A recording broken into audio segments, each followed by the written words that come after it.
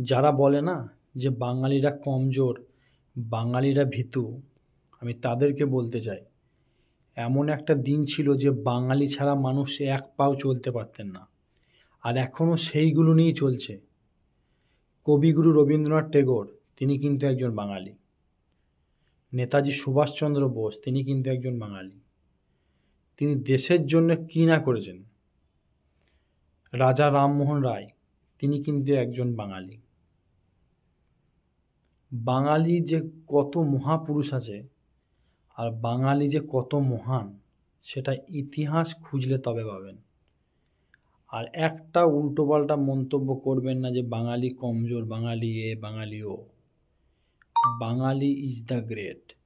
বাঙালি বাবু হয়। বাঙালি সব সময় বেস্ট।